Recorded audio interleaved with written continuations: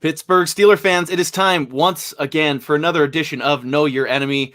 My name, of course, is Michael Beck, deputy editor of BehindTheSteelCurtain.com, hanging out, as always, joined by one Mr. Geoffrey Benedict. Geoffrey, how are you doing tonight, sir? Doing good.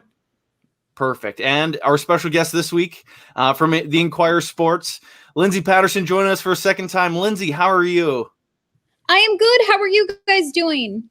I'm doing pretty fantastic. Well, I mean, considering the last 2 weeks, I think Steeler fans are a little bit coming down the hill, but still hanging in there. A little bit better than you guys are, I would assume. What's the vibe in Cincinnati like right now? What's the vibe like in Cincinnati right now? I think everybody for the past, pretty much since Joe Burrow went down, they've been looking forward to the draft. And that's something that we're familiar with in Cincinnati. Unfortunately, the vibe is really down right now when you're losing and you have a new coach in year 2 and you only have 2 wins. You had 2 wins last season. You can add a tie in there, but really does it even matter? A lot of people calling for the coaching staff and all that fun stuff this time around. But yeah, the vibe, the morale, it's pretty low right now. Cincinnati fans are all looking ahead to the spring and who this team's going to draft in 2021. Yeah, that's you know what? The Steelers have only lost 2 consecutive games, but I've seen more mock drafts in the last, 2 days than I've had probably the entire season combined. So that's the way it goes, I think, with most NFL teams. But man, is it ever brutal? Geoffrey, you see the Steeler fans on BehindTheSteelCurtain.com's comments section. What do you see the vibe as for Steeler fans? It's pretty bad right now. It's honestly bad. Like I think it's because we've had this boiling frustration with the team. Like, you're winning, but you don't look good. What's wrong? Like we were expecting you to look better than this, and you're just eking out wins. And then when they started losing, it's like, yep, this team's terrible. They're awful. Somehow they won 11 games, but we don't know. So it's a little unrealistically pessimistic, I would say. Lindsay, fair question. Do you hate us? Honestly. No, honestly, I think if you look at even last season with Mike Tomlin, I don't hate anybody. The fan bases, you can ask them how they feel about everything. Of course, they feel there's a rivalry there and they're never going to like Pittsburgh. But I think you can look at Pittsburgh and admire what they've been able to do. Even Mike Tomlin last season, yeah, they didn't get their goal, but I felt like he should have been coach of the year with what he was able to do with the guys he had in quarterback play with Ben out. I think you look what you win in Pittsburgh, the championships, the playoff wins. I mean, when you think of the season, training camp or going into regular season, the Pittsburgh Steelers aren't thinking, oh, let's win a playoff game this year. They're thinking, let's win a championship. And that's the mindset there. I think if there's anything, I would say probably in Cincinnati, a little bit of jealousy. They don't want to admit what's going on in Pittsburgh and wanting to get back that. I mean, if you remember 5 years ago, Cincinnati was going on, I wouldn't say a playoff run, but they were going to the postseason and they would lose in the first round every time. I think you can look at what's happening in Pittsburgh, and that's really what you want to do. That's who you want to be. And I know it's crazy. I read, Twitter, social media, and if Pittsburgh doesn't win a Super Bowl or they're out early in the playoffs, fans are calling for Mike Tomlin, and I never understand it. I think he's a wonderful coach, and I think a lot of NFL teams would take him in a heartbeat. Oh, absolutely they would. I think there's been rumors even the last couple of years of teams trying to offer first-round draft picks for Mike Tomlin. But like you said, people will be calling for his job anytime the Steelers lose, or even if they win a game by just a point. It seems it's really an unfair situation for Mike Tomlin, I'd say, on behalf of some Steeler fans. But Lindsay, coming right back to you, since Joe Burrow has gone down, what have you learned about this Bengals team? Whether it is they're like moxie to still try to compete, or just anything really in general. What have you learned from the Bengals since Burrow hurt his knee? I mean, it's really easy to say that when you look at Joe Burrow, and I remember talking to you guys about it, he's the MVP of this team. Offensively, they can't get anything going. I want to say out of 55 drives, they've been able to score a touchdown 5 times. I will say right now, the quarterback play, Brandon Allen, who would have thought the practice squad, the guy who was virtual for most of this regular season, was going to end up being the starting quarterback of the team. Not even Ryan Finley. It's Brandon Allen right now, and he's day-to-day with an injury. I think what you learn is there are still young, promising guys. Jesse Bates on the defensive side, he's playing like one of the best safeties in the NFL. T. Higgins as a wide receiver. You got Tyler Boyd over there, of course. Pittsburgh's familiar with him. I felt like going into the season, their wide receiver room was one of the most underrated. And that's when I thought about AJ Green's play. Unfortunately, he's not really producing out there right now. He is getting a lot of snaps, so he is on the field, but the number one corner is normally on AJ Green, and that makes Tyler and T. Higgins available. So I think there's still guys that you can look forward to and you can build around going into 2021 season. And the defense, to their credit, not this past week, but over the course of the week since Joe Burrow went down, they've been holding opponents to 20 to 19 points. And normally when you do that, an NFL team will win, but offensively, they just can't get anything going in the second half, and making those adjustments. The third quarter has been something we've struggled with, even with Joe Burrow. So I think there are bright spots. But nobody wants to hear that when you have 2 wins and a tie, and it's year 2 for Zach Taylor. And a lot of people look at the AFC North. I mean, you look at Monday Night Football just this past week. I know the Steeler fans were too. Cleveland and the Ravens. And to think that 3 teams from the AFC North could make the postseason, the Bengals have so much catching up to do in the offseason when it comes to draft and free agency. But I would say there's some young superstars on defense right now when you look at a guy like Jesse Bates, and then obviously in the wide receiver room. But unfortunately, they're not producing any wins, and nobody cares about moral victories in the NFL. Now, AJ Green, you brought him up. He actually got on the stat sheet last week, played a better, had a few results. Is he done? Do you think he's got more in the tank? And is there any chance the Bengals re-sign him? Because he's a free agent at the end of this year, if I'm not wrong. So we talked to AJ Green after the game. And unfortunately, if somebody would have told you that he would go into week 14 healthy, you would think this guy was just on the stat sheet every week and he's really producing. He's getting in the end zone. That chemistry connecting with Joe Burrow was happening. And unfortunately, just never did. And to his credit, again, the number one corner normally on him out there. And I think there was some adjusting mentally, physically. I mean, the guy was injured for pretty much 2 years and he was finally back out there, and he's in his early 30s, and, that's going to start catching up with him.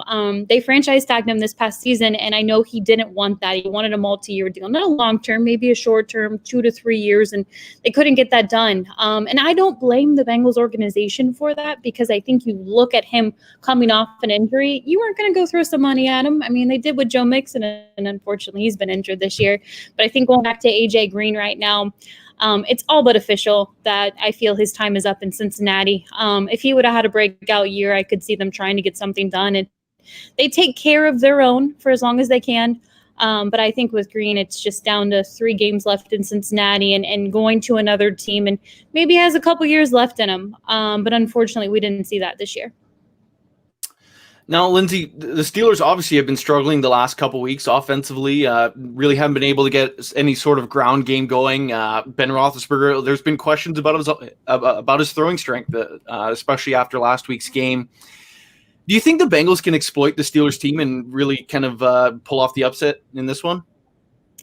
I will say defensively, like I said, I've been impressed with how the Bengals have played the last 3 to 4 weeks. Unfortunately, not just this past week against the Cowboys. When you fumble the ball 3 times, you're not going to look good defensively. They had good field position, but just going back to some of the play in the secondary, William Jackson III is playing like a top 15 corner right now. You have Jesse Bates out there. Von Bell has done a great job.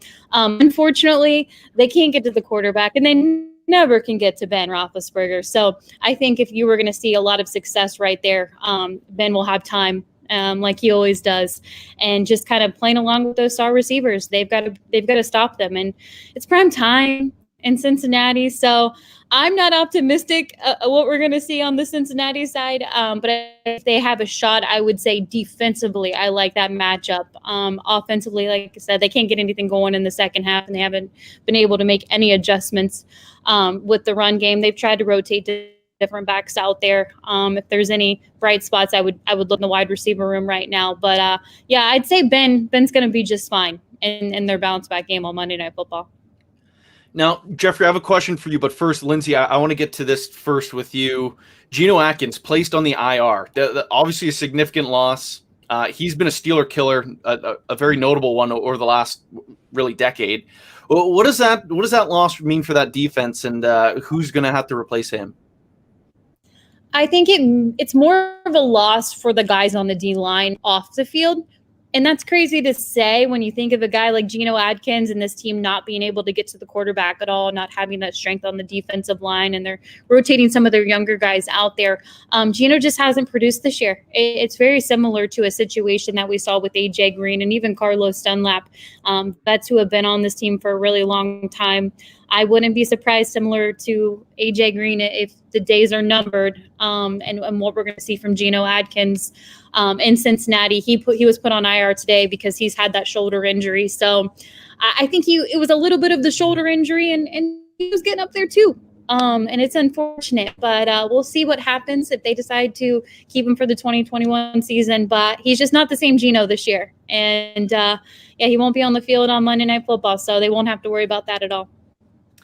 Okay, Geoffrey, now to get this question to you, a few times Lindsay's mentioned Jesse Bates' name. I know off air we talked about possibly a hot take that I'm hoping to get you to share between Jesse Bates and Minkah Fitzpatrick.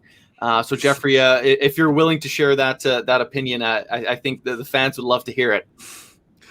Yes, I told Michael last time the Steelers and Bengals played that as a pure free safety, Jesse Bates is a better player than Minkah Fitzpatrick. I said that before and then after, again, the Cincinnati game. As a pure free safety, Jesse Bates is better playing that position than Minkah Fitzpatrick is. But I would put Minkah Fitzpatrick with his flexibility, ability to move around, and his playmaking is I would take overall the better player, but Jesse Bates is the better free safety. I think that's pretty clear. Yes, sideline to sideline. He is outstanding. What does he mean in that defense, Lindsay? Oh, he's amazing. It's crazy to think how young he is. And I think when you look at the defense, I saw this on social media. It's a perfect example. Someone mentioned it looks like Jesse Bates is just putting out a bunch of fires out there because he's all over the field. And I think the only negative with Bates right now is he has to hold on to those interceptions. He's had almost several in the last couple of weeks, just this past week against former quarterback Andy Dalton. It looked like green grass in the end zone, a pick six for Bates. But unfortunately, he just can't hang on to the interceptions. And it's unfortunate because you guys know with this Pro Bowl stuff and guys really paying attention to a team, no one's really watching the 2-win Bengals right now. But if you wanted to and you wanted to see a star on that team and a young guy, his leadership is one thing that I'm always amazed by because we talked to him in the post-game interviews via Zoom, obviously, and he talks about it. He's like, look, we have 2 wins. We have a tie right now. It's the cold winter months. We're not going to the playoffs. We're not really going anywhere right now. But he's like, this is a time you can really tell who wants to be here and who's going to be here in the future. And I think that's telling for a younger guy on defense and someone who's still playing every down like this team is going to the playoffs. Now, Lindsay, offensively, I know we've talked about the Bengals' struggles, but what do you see as potentially their best opportunity to move the ball down the field against the Steelers this week? You know what? They would love to get the run game going, and I could see them trying to do it early. But again, they're without Joe Mixon. They're the best offensive player right now. And credit to you, Bernard. He's, more of a pass-catching running back and obviously good at block. I would say you got to throw it. You got to get to T. Higgins and Tyler Boyd. Those are their 2 money makers right now. And they've been involving the tight end a little bit and Drew Sample, more of a blocking tight end. But they're trying anything they can right now to get the ball down the field. And offensively, I know everybody wants Zach Taylor out in Cincinnati. I felt like he called a good game against the Cowboys, but when your running backs fumble the ball and your wide receiver 3 times back-to-back, there's no hope to get the game started. But I would say that it's going to be in the air. I look for T. Higgins to have a big game, but I'm not too hot on the Cincinnati Bengals going into this game. Geoffrey, here's a question for you. Lindsay mentions T. Higgins, and then, of course, Steelers rookie receiver Chase Claypool has kind of taken a step back in the latter half of the season. As of right now, is there one receiver you'd rank ahead of the other? I'd put T. Higgins above Chase Claypool right now. I think Claypool has the talent. I think he flashed it earlier in the season, but the teams have kind of caught up to him, and there's a few things he's got to iron out in his game before he can really take off. Whereas T. Higgins is the real deal right now, and he doesn't even have a quarterback. He's still producing. Yeah, Lindsay, same question to you. Yeah, I think it's so unfortunate. Like you mentioned with Chase, he's been fun to watch, and I think when you look at T. Higgins, some of the negatives right here is just this past Cowboys game, he had a couple drops, but I would have loved to see what Joe Burrow and T. Higgins would do in the second half of the season.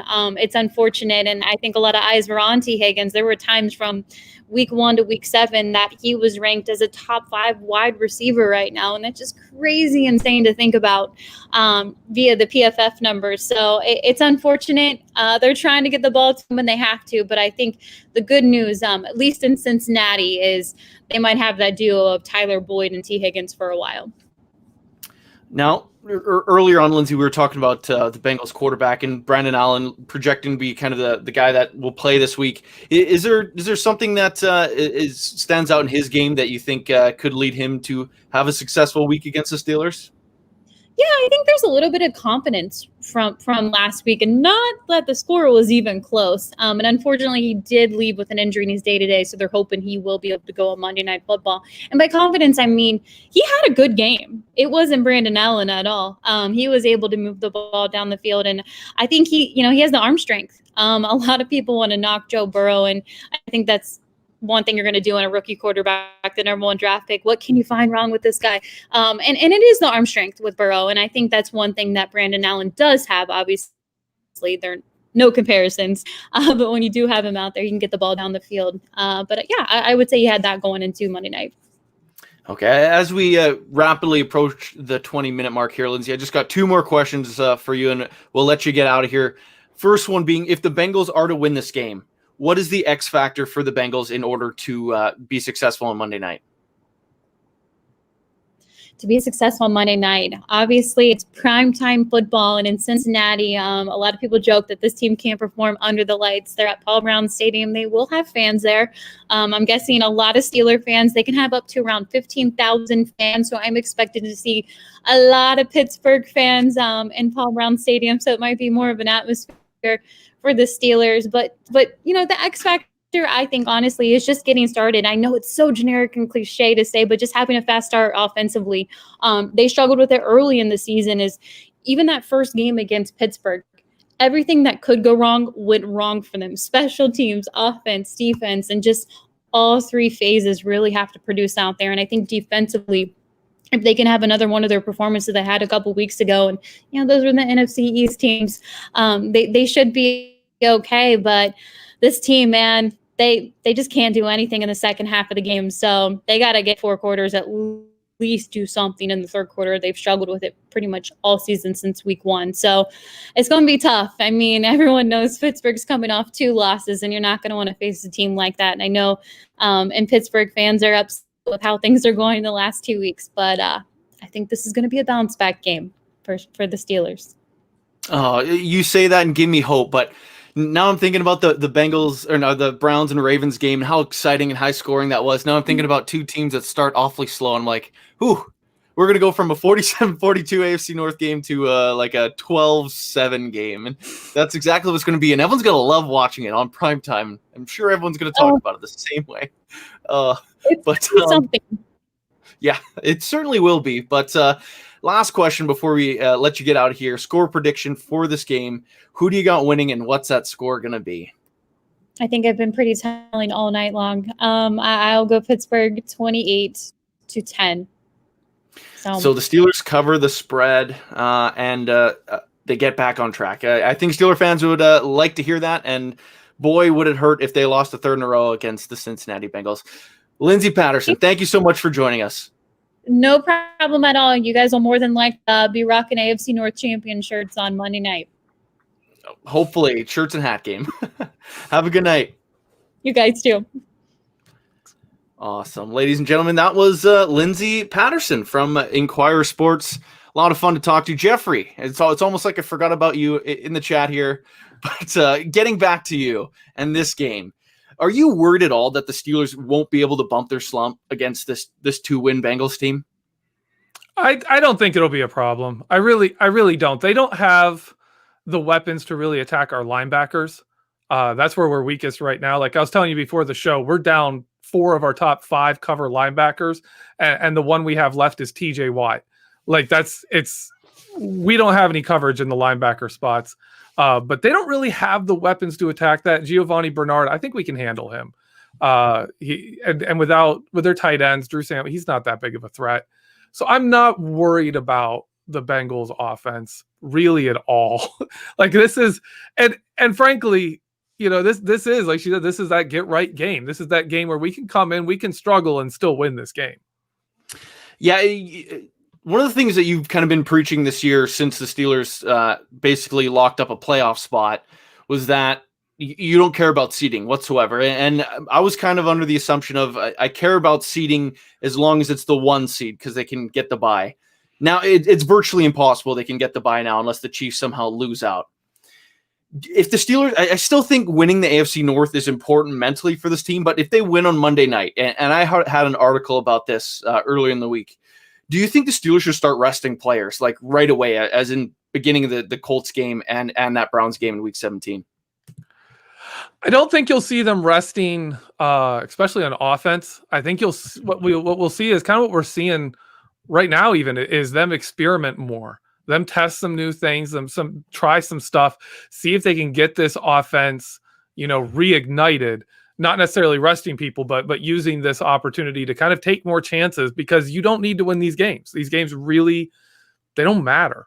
What matters is getting yourself set up to be a team that's going to be able to win in the playoffs. Well, one of the things I've kind of noticed on Steelers social media and really national media, CBS had a mock draft come out today, and that had the Steelers taking Kyle Trask, the Florida Gators quarterback, late in the first round. I've seen people saying there's really 2 camps on this one, this idea that Ben Roethlisberger's arm shot or no, it's not shot. Like it's one or the other. What are your kind of opinions on Ben Roethlisberger and his ability to still throw the ball down the field? Oh, man, he's still got his arm. It's still him. It's still Ben Roethlisberger. The problems he's had this year. People have been talking in the live chat about my film room I just put out, and the second part is coming. I'll give you a few little spoilers here. But one of the problems we're seeing with Ben Roethlisberger is as the Matt Canada's influence on the offense has kind of been eliminated by defenses. And really not through any fault of Matt Canada's offense, just the fact that they really tried in an abbreviated offseason where they didn't have much time to take a quarterback and reteach him the offense. Like, be like, you're going to run a new offense, which people are like, oh, Ben's not dumb. He could learn that. Yeah, but, Tom Brady couldn't do it. Tom Brady went to Tampa Bay. He struggled all this stuff. They've had to put more and more New England back in. When Peyton Manning changed teams, he brought his offense with him. When Joe Montana went to Kansas City, he was like, you guys are going to run my offense. Because I'm not running your offense. Like, you're going to run my offense because I'm going to do what I know. I'm going to do what I've been doing. I'm going to do what I can do in my sleep. The problem with Ben's offense is it is more predictable. It is much more predictable. That's why they brought in Canada to try and liven it up, to give something to it that would make it less predictable. The reason it always worked is because Ben had Antonio Brown, and like it didn't matter. Antonio Brown was a great receiver. Ben is a great quarterback. Both of them Hall of Fame level talents, but together they were more than the sum of their parts. They were better together than they were on their own. So it didn't matter. If the defense could sit there and look at a formation and say, okay, AB's running one of 2 routes, but to stop both of them, other people are going to be open. Like you don't know you can know what they're doing, but they do it good enough that you can't stop them. And so I think part of the problem you're seeing with Ben Roethlisberger this season isn't so much that he doesn't have the talent he's always had. He doesn't have that connection that he had with Antonio Brown where he could run his offense. Teams could kind of have an idea of what he was doing, and it just didn't matter. They were still going to complete passes. They were still moving the ball. They're still going to score points. I think we've seen him try to force that with Deontay Johnson. At times, I think we've tried to see him force that with Chase Claypool, where it's like, you're covered. I'm just going to throw you the ball and see if you can catch it. But they're not there. They're not on the same page. They're not together like Antonio Brown and Ben Roethlisberger were. So it's not working. That's really why the offense is struggling, is because in order to run Ben's offense, they need to be able to do that. They need to be able to beat a defense that knows what you're doing. And They can't. They don't have that player. They don't have that superstar they had with Antonio Brown. So no one's jumping in from a blimp, coming down in a parachute and landing in Pittsburgh, and all of a sudden having a superstar wide receiver this year. Like, the team already knows what they got, and they're not finding anything different at this point. So what does that mean for this year? Like, do the Steelers just got to say, Ben, hey, listen, get stuffed? You're running Matt Canada stuff, or are the Steelers just doomed to struggle and then basically waste the last potentially really good shot at Ben Roethlisberger winning another championship? Well, they can't really just say you have to run Matt Canada stuff, because when they've tried to implement that in the passing game, Ben misses reads, receivers miss reads. They just can't connect on things. The timing is strange, and he doesn't do well. And when they really try to implement that, and what it's done is they had to simplify it to the point that the defenses could figure it out. Defenses could figure out what he was doing, and then they're jumping what they know is coming. They see the formation, they see the jet sweep, they see these, and they just jump what they know is coming. To really get it going, to really get Matt Canada's stuff going, you're gonna have to see Ben under center. You're gonna have to see him under center more, which, in all honesty, they've been throwing him under center more. They really have. Like, I'm spoiling a lot of my film room tomorrow. But you're seeing, like, early in the game, you'll see series where they're like, we're really going to put Ben under center here. They actually threw a pass to Chase Claypool where he ran the jet sweep motion. They snapped it at the right time to kind of do the jet sweep. And then Chase Claypool ran out and did a route, and they threw it to Chase. Like, they haven't done that yet this season. They do like one pass where they had jet sweep motion a game, and it never worked. It was not working at all. This one fell incomplete, but they actually threw to the guy who was running the jet sweep. So they're trying to be like, okay, we get that you when you run the jet sweep, they will send a safety, even a deep safety, all the way up to try and counter that jet sweep. Well, if now that guy's a pass option, that creates a little more problem. Teams are also pretty wise you run out of shotgun. There's really not that many runs you can do. Ben doesn't really do well moving laterally out of shotgun, especially with his knee giving him trouble. So running backs have to come to Ben, and they either run, like the running backs to his left, they're going to have to run it to the right. Or the running back's going to have to come, take the ball from Ben, change direction, and then run. And that doesn't work well. So again, the run game, you're going to have to see Ben under center more. You're going to have to see him mix up more things. And you're going to have to see him implement Canada's offense the way it's supposed to be implemented. Not early on in the season, they were using little tricks to try and like cheat the system. Like, you're only like, it's a handoff for one receiver on an RPO. It wasn't working. Defenses figured it out. But we all saw the first 5 weeks of the season, the Steelers were a top 10 rushing game. I brought that up. The week 6 was the first time, or the Tennessee game after the bye was the first time the Pittsburgh Steelers didn't run for 100 yards.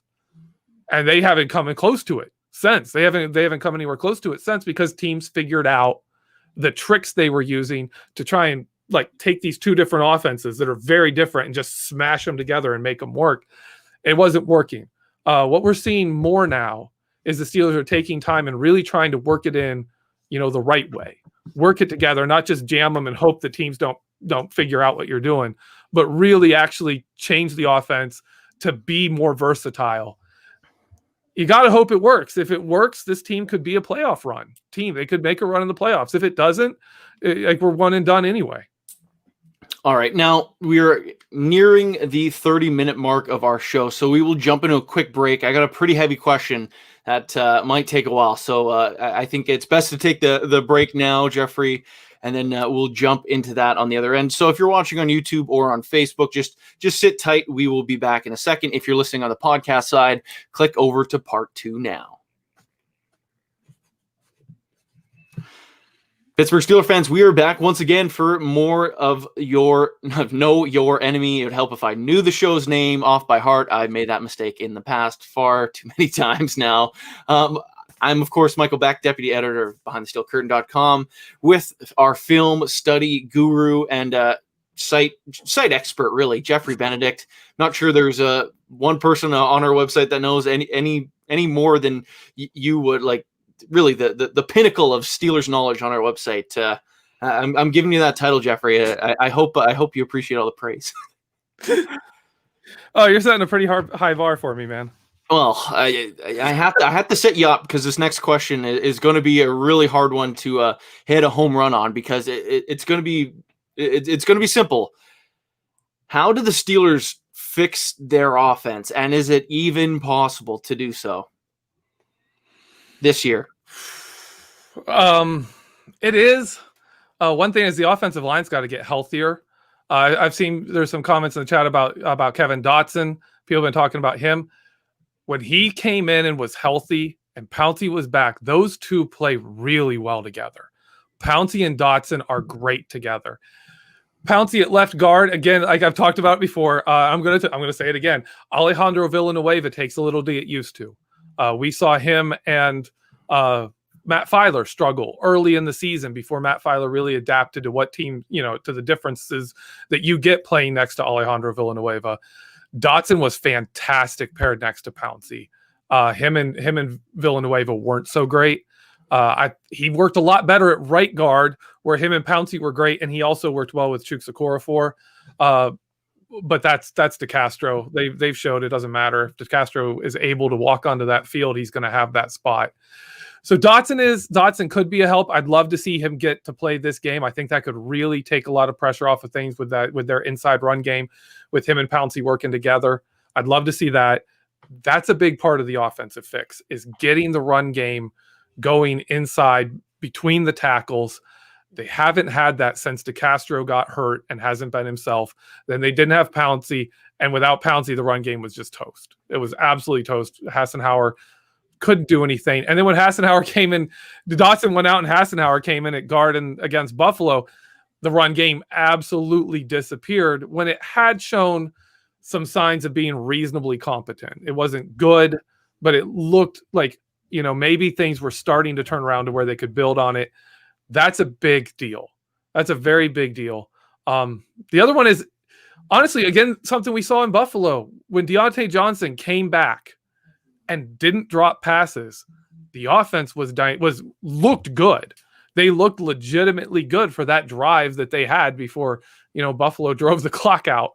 But I think Deontay Johnson holds a big part of that. Him and Ben work well together. Ben wants him to be that AB type of player. Johnson just has to show he can do it. He can be a reliable target. He can catch balls when he's cutting inside. That's like, if you look at most of his drops, he either he's doing inside cuts, the ball thrown, he just drops them. I don't know why he's done that his whole career. In college, he did it. He's done it in the NFL last year. He's doing it again this year. It's just something he struggles with. If they can find a way to get that going, he'll do better. Another thing is we saw them use Juju Smith-Schuster better last game, where he actually got some targets, beyond 5 yards past the field.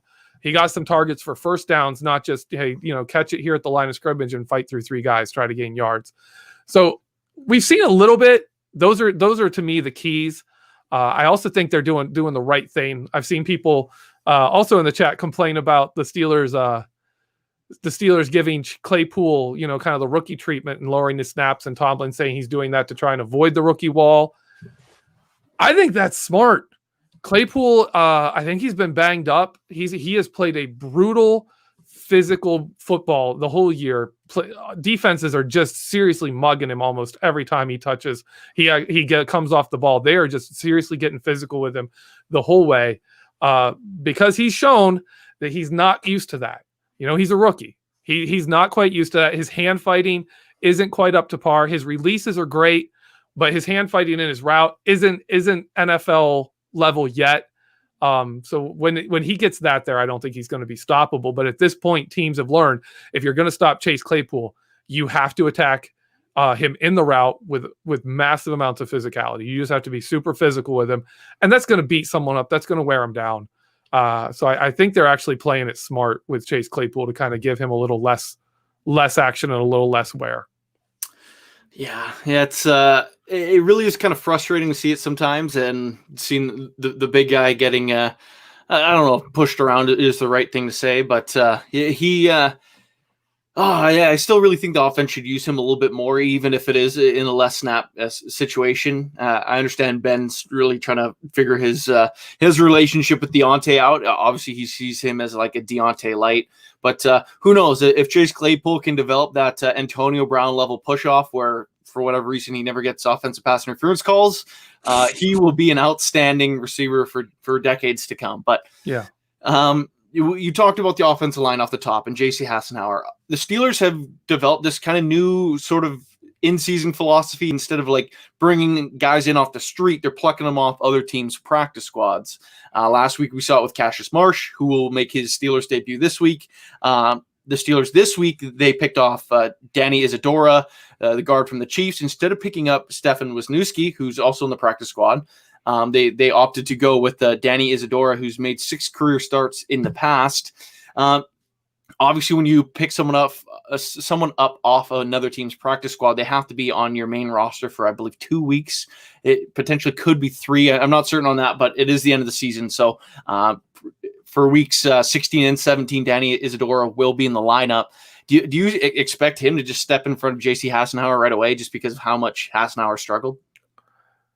I wouldn't expect that. I wouldn't expect him in front of Hassenauer. The Steelers value time in the system and experience and knowing what you're doing.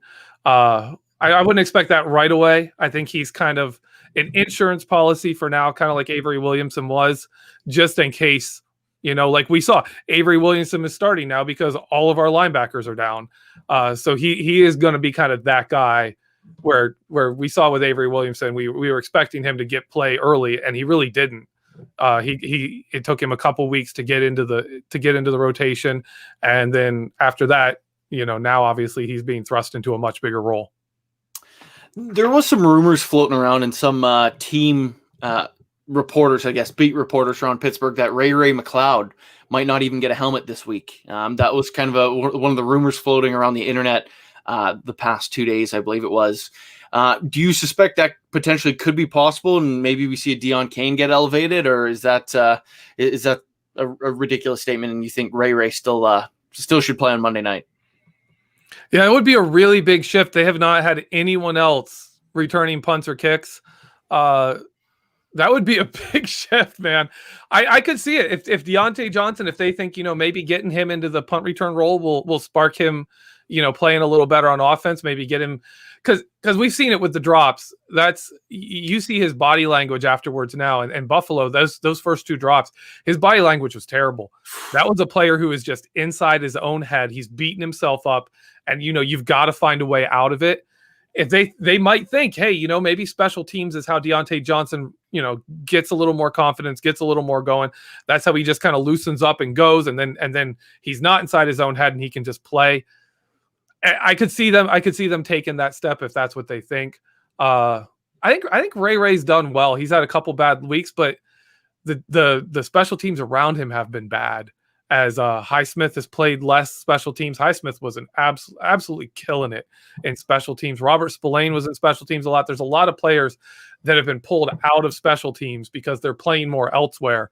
So I don't think Ray's really done a bad job. The special teams just are losing their best players to the actual offense and defense. What happened when the Steelers were originally going to play that Baltimore Ravens team 3 weeks ago now? What happened? Like the week before, they steamrolled the Jaguars by 21 points. I know the Jags are not a good team by any stretch of the imagination, but the Steelers played a really good game, both sides of the ball. They played a really good game. The last 3 weeks, everything has evaporated. Against a Ravens team that was undermanned, they struggled greatly, but that was kind of expected with everything going on. The next week against Washington, the running game completely disappeared. It just was non-existent at all. And then last week against Buffalo, it seemed like the Steelers weren't able to move the ball whatsoever. It's just been getting worse and worse and worse. They were 1 for 10 on third down. But what's happened to this offense, and how could it possibly hit a wall so hard and heavy and completely lost any momentum that they had before that? Well, for the Jacksonville game, one of the reasons the Steelers looked like they were really good that game was Jacksonville. Their defensive coordinator, I don't know what he was thinking, but they completely ignored what everyone else was putting on film against the Steelers, how everyone was defending the Steelers. Jacksonville was like, no, we're not going to do that. We're going to do something else. And the Steelers were able to run the ball better. The Steelers were able to do their passing game the exact way they wanted to. But even then, the best unit against Jacksonville was the special teams. The special teams absolutely went off in that game. They were incredible. They were absolutely phenomenal. I don't know if it was like because of what happened in Dallas the week before, and special teams really like took that to heart and was like, we're going to bounce back from this. But they were phenomenal in that game. There were drives, the offense, it would completely sputter. They'd punt. The defense would give up more yards than the offense gained. And then the Jacksonville would punt, and the offense would have just gained 20 yards in field position. When they lost the field position battle on offense and defense, but they won it on special teams to an extent that it didn't matter. Like Jacksonville was losing field position every time special teams got out there. Our special teams were absolutely killing them. I'd love to see them find that again. I would love to see them find that again and be a significant part of this team. What happened against Baltimore is by that point, teams had really solved the jet sweep. The run game was toast. The single back passing out of our normal 3 wide receiver sets, everyone knew how to defend the short game. Everyone knew Ben's still not with his receivers on those deep passes. They're really not hitting them well. And so, what do you have left is really what we had left was the 5 wide receiver stuff that Ben Roethlisberger, where he's out there making up route combinations on the fly often. Baltimore came back in that second game after the Steelers used it so heavily in the first game to beat them. I mean, really, the first game we beat the Ravens by just having Ben go 5 wide and make stuff up. That's how we came back and beat the Ravens, and they were ready for it. You could tell they had watched. They saw tendencies there. Some of the ways they defended it. I mean, they dropped, like you'd have trips to one side, 2 to the other side. The side away from the 3 receivers, they would drop a defensive end and he would just look for the crosser. Because they know whatever side we have trips, one of those 3 guys is coming across the middle. So they just drop the defensive end from the other side and he just waits for him. He's just standing there waiting for him to like bump him off and make sure Ben can't throw the ball to him. They found a way to still sit a player in that hook zone, which is where Tennessee started sitting players in those hook zones to really take away Ben's slants, the slants and the post routes and the short hooks, really taking those away and killing what the Steelers, what Ben Roethlisberger wants to do on offense. They found ways to do that against 5 wide receivers. They really changed the game and took away that from Ben Roethlisberger, took away what Ben Roethlisberger wants to do when he's calling his own plays. Washington, after the game, they brought it up. They said Baltimore put stuff on tape, and we watched it, and we applied it. Steelers had 4 days between Baltimore and Washington. They didn't have time for it. Washington had all the time in the world to look at film, look at stuff. They saw that game, implemented a few things on defense, and you see the same things. Washington was doing the same things Baltimore was doing, and the Steelers are just like running their heads into a brick wall because they don't have the answer for it. They didn't have time. They were basically running the exact same stuff out against Washington that they ran against Baltimore. Now, with this offense, too, there's 3 names that I directly want to point out and wonder why the Steelers haven't been using them like whatsoever. James Washington, Vance McDonald, Derek Watt. Those are 3 guys on offense that have either gotten no targets this year. In Vance McDonald's case, I'm not sure if he's gotten more than a target a game. I'm pretty sure it's less than that. And then James Washington's by far like that the bottom of the receiving core. What is it with those 3 guys that the Steelers are just choosing not to use them? James Washington, to me, there's still that issue where he doesn't play well when Juju Smith-Schuster is on the field. If Juju's healthy and James Washington is healthy, he doesn't play well. When he's in Juju Smith-Schuster's role, he does that role really well. Not as quite as well as Juju has in the past, but they kind of overlap a bit. And the other problem is him and Ben have never really hit it off. They have never really, gotten that chemistry going. And Ben doesn't really look to him. If you watch Ben Roethlisberger's progressions, he doesn't look to him. Vance McDonald, he's kind of that guy that really thrives when the defense is struggling to take away the other guys. Like we saw him and Jesse James do fantastic things when it was Juju Smith-Schuster and Antonio Brown in 2018. We saw those tight ends really take off that season. But he's not. They're the good tight end routes they're running Eric Ebron on. Vance McDonald is the second tight end. He's more the blocking tight end, and he's not really having the space that he had in the past because teams aren't really focusing on trying to stop one wide receiver. And what was the other one you told? The other one you said James Washington, Vance McDonald, and some fullback that they sometimes use as a wing. I think he's a couple famous brothers. Yeah, something like that. Derek, DJ, something like that. I don't know. Can I tell you the interception Ben threw in the end zone? Yeah, early in the Buffalo game. They have trips on one side, and Derek Watt is the back guy. Vance McDonald's in front of him. Vance McDonald just crashes into the defender in front of him and runs him into the guy behind him, while Derek Watt runs a quick little slant into the end zone, turns to Ben and is just standing there with his hands like, oh my God. Ben's looking to the other side of the field to a slow developing route to Eric Ebron. Like they ran a play designed to get Derek Watt open. Eric Ebron was like Derek Watt's not open, go to Eric Ebron. Like he's running like an 8-yard out route, right? You don't look at him right off the snap. There's no reason to look at him right off the snap. And he does. The safety moves that way. Derek Watt is like standing there for over like a second and a half, wide open, just like, I'm here. Just throw it to me. And then Ben ends up having to scramble and he throws an interception. It's one of those things. Ben has his guys.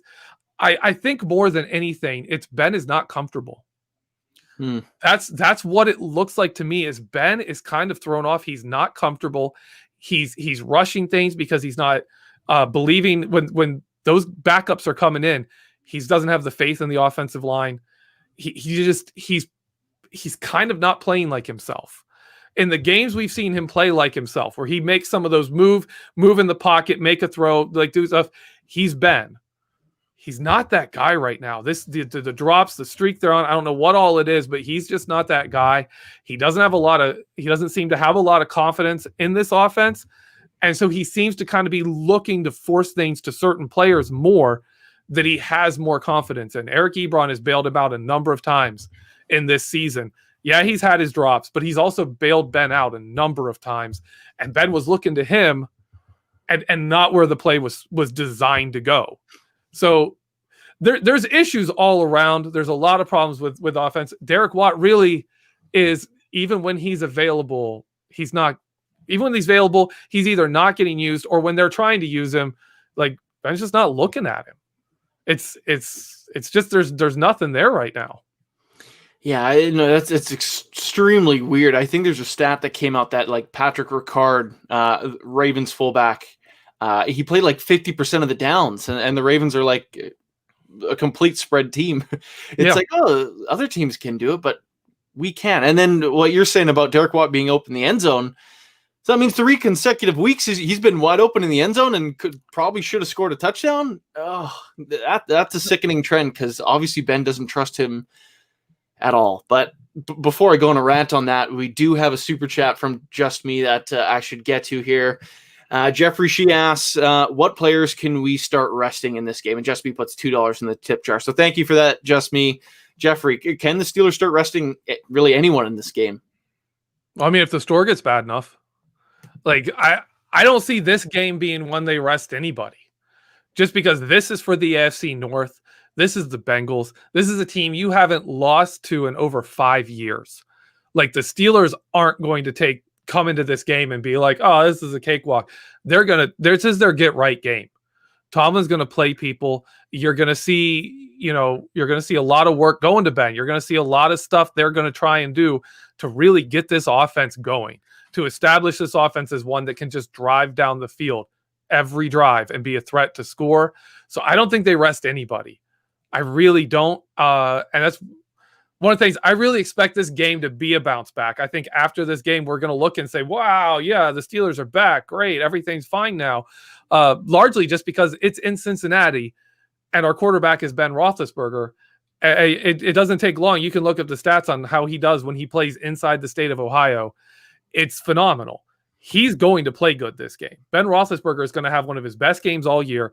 And I think they're honestly just going to absolutely crush and destroy the Bengals, whether or not they're any good. I like whether or not they fixed any problems. I think they just are just going to dominate this team because the Bengals don't have an offense. And the Steelers' defense is still their best attribute, and Ben Roethlisberger is going to go off. He just is. Yeah, he really does love playing in the state of Ohio and against Ohio teams. It really is almost sad for that entire state to have cheesed Ben Roethlisberger off so bad by not drafting him. But I guess it works out for us, so I'm not complaining by that whatsoever. This game, like you said, Ben Roethlisberger, Ohio, he loves playing there. Do you anticipate Ben Roethlisberger having a crazy stat line and just a really good bounce back kind of game? Yeah, I not like 500 yards, anything like that. Although that, honestly, I'd be like, yeah, that makes sense. If it happened, I'd be like, yeah, that's Ben Roethlisberger in Ohio. Of course he's going to do that. I'm thinking more along the line of like 280 yards, 3 touchdowns. Just absolutely destroying the Bengals. Another thing about the Bengals is Deontay Johnson tends to do well against the Bengals too. So I think it's going to be a good game. You got to remember Deontay Johnson, he went to Toledo. Bengals are closer to Toledo than Cleveland is even. So that should be, I think I could be completely wrong on that. I might be. I think I actually am completely wrong on that. Anyway, pretend I don't know what I'm talking about. He's another MAC guy. He's an Ohio guy. They do well against Ohio. Ben's gonna have a good game. I think no interceptions, 3 touchdowns, around 280 to 300 yards, and everything looks hunky dory in Pittsburgh. Yeah, and then all over again, we fall in love with this team once again, and the cycle repeats until the end of time.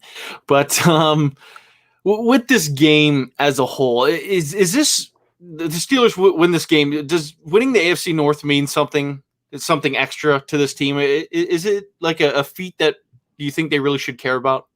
Yes. You can't lose the AFC North to Cleveland. You can't do that.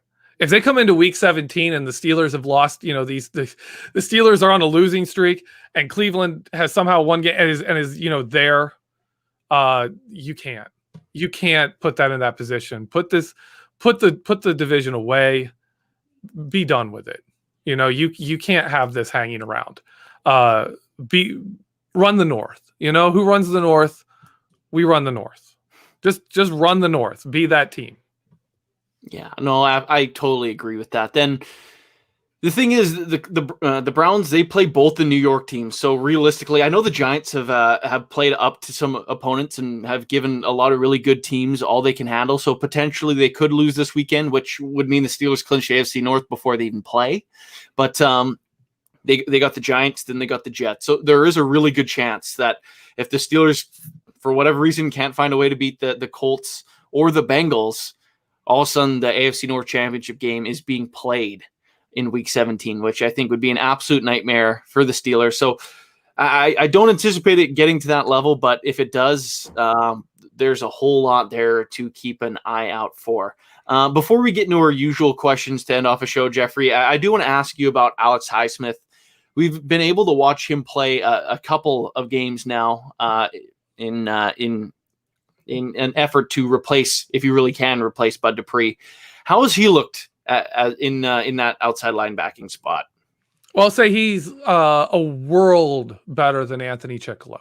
I'll give him that. I'm trying to remember his name.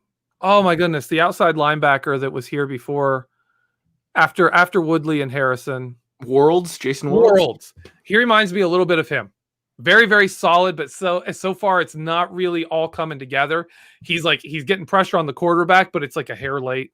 He's that guy right now. I think he has the potential to be really good.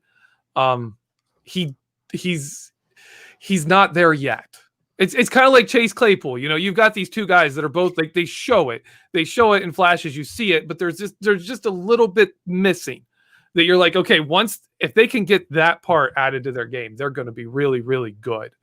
And so far they are missing Bud Dupree. They really are. You have seen the contain in the pocket break down and quarterbacks run. We've seen that in Washington. We've seen that in Josh Allen. We're both able to scramble around and make plays with their feet or extend the play and make passes. That's easier to do with Highsmith. He's just not the athlete Bud Dupree was. He's a very solid player, but nowhere in the category of Bud Dupree as far as just pure athleticism. But he's been very solid. I like what he's showing. He's losing reps, but there's also ones where you're seeing wins and you're just like, wow, he's doing it. He's really getting there. Him and Cameron Hayward don't have the relationship Bud Dupree and Cam Hayward had, where they really played off each other well, which really boosted both of their games. Both of their games really got boosted when Bud Dupree went over there. They just over on that side with Cameron Hayward, they both just kind of have had great seasons since then. Cam Hayward is still dominating, absolutely dominating, but there's times you see like, it's almost like Highsmith is trying to rush. Cam Hayward just is like dominating the guard, and Highsmith is like beats his guy to the inside, and he's behind Cameron Hayward.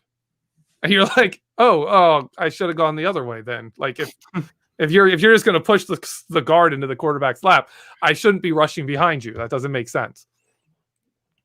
All right, now 4 minutes left to the top of the show here. So. Before we get out of here, of course, we want to ask you for your game X Factor. Of course, we've already done the Pluck One Player game a couple weeks back. So let's just get straight into our X Factors for this one. Who do you got and why? My X Factor is Ben Roethlisberger. That's a good one. Because it's Ohio and it's Ben Roethlisberger. And I think playing in Ohio against a Bengals team, missing Geno Atkins, hasn't been able to get anything going on defense. Like their defense is playing better. Jesse Bates hasn't done anything against Ben Roethlisberger yet. He's a really, really good free safety. Has not done anything against Ben yet. I think the run game will get going. We have Cincinnati's number. We always do. We always play well there. We just have their number. Last time they beat us was in 2015. Everyone should know how that season went. That's the last time they beat us. They started the season 7-0. After they beat us, they went to 8-0, then went 4-4 the rest of the season, made the playoffs, where they lost to the Steelers, who then lost to Denver the next week. But the Bengals haven't been above 500 and haven't beaten the Steelers since that year. Yeah, no, super quick side rant. Steelers should have won Super Bowl 50. If those guys were healthy, that was the Killer Bees team that would have won the Super Bowl. But no, Adams got hurt. Fitz Toussaint with the fumble. Okay, back to X Factors before I really make myself quite sad. For me, I think I'm going to flip over to the defensive side of the football. I also wanted to say Ben Roethlisberger, but I'm going to go with Avery Williamson. Well, it's the state of Ohio. I mean, he is the X Factor. Yeah. But Avery Williamson, since really I was preaching for the Steelers to bring him in, I think 2-3 weeks before they even ended up making that trade. But when it comes through and he's slowly starting to get himself into the defense and kind of learning it more and more, Vince Williams and Robert Spillane will be available at some point this year. So we will get those guys back. But I want to see Avery Williamson develop into this defense as someone that the Steelers can't afford to take off the field and someone that they really think of as someone that they want to bring back even next year as a linebacker that potentially he isn't the greatest when it comes to coverage, but he is a volume tackle guy. And I think someone that would look amazing paired with Devin Bush. So just something to watch out for the rest of the season. And someone that I really want to see have a big game against the Cincinnati Bengals. So Geoffrey, last question of the night. I'm sure you knew it was coming. The final score of the game. I'm sure it won't affect your opinion, but the game line is the Steelers. I believe right now is the Steelers minus 13.5. Well, actually, Lindsay took my exact score, 28-10. There you go. That was going to be my exact score. So in honor of that, I'm going to tack on a field goal and say 31-10. 31-10, a 21-point game. The Steelers really need that to happen, I think, to kind of get that confidence back. That being said, I'm kind of an agent of chaos, Not really, but it just sounds fun to say. But man, after that AFC North game last Monday night and the fireworks of the Bengals and Ravens going so high scoring, I feel like it would just be it would be so on brand for the AFC North to just have a complete stinker this week, and like the Steelers winning the game like 18-6, just like super low scoring, lots of field goals, kind of a blind game. I think it's going to be closer than some people expect score wise, but the Steelers will still be the more dominant team, just not capping off the drives the way that we hope they would. But with that in mind, Geoffrey, is there anything you want to plug before we call our night? Yeah, I've seen a lot of people have been mentioning it in the chat. Thank you very much. My film room, I just put out. It just came out today, I think, about the Steelers offense. It's a part 1, part 2. I'm working. I'm getting it mostly put together tomorrow. I'm going to submit it tomorrow, so it should be out Friday, most likely. It's going to be good. It's on. The first one was what the Steelers offense has been doing and how defense have adapted to it and why it hasn't been working. And it goes up through week 10. Part 2 is going to cover week 11 against the Ravens, stuff I've talked about here today, showing some film of it. The Washington football team game, and the Buffalo Bills game. And the big thing I want to talk about is what they are doing to try and fix this, because there are some things they're throwing in there to try and get this offense going in the right direction, to kind of change up what's going on. So that's going to be coming out probably Friday. Really quick before we get out, I do want to mention, I see some people talking about Vince Williams. He had COVID symptoms, and he's talked about it. So I believe that makes him have to be out for at least 10 days, which would not make him eligible for this week's game. So don't anticipate to see Vince Williams coming off that COVID reserve list this week at the very least, but hopefully next week against the Indianapolis Colts, we should see him back. That being said, make sure you're clicking over to BehindTheSteelCurtain.com for all that recap analysis, all that great stuff, commentary. You want it, we have it. We have all that great content. Make sure you're checking out the entire family of Behind the Steel Curtain podcasts, wherever you get your podcast from. Of course, tomorrow night, the Steelers preview, the wildly popular, probably the goofiest Steelers show on the internet, but it is one of my favorite watches. So make sure you tune into that tomorrow night. For my co-host, Geoffrey Benedict, my name is Michael Beck. Thank you for tuning in to Know Your Enemy. We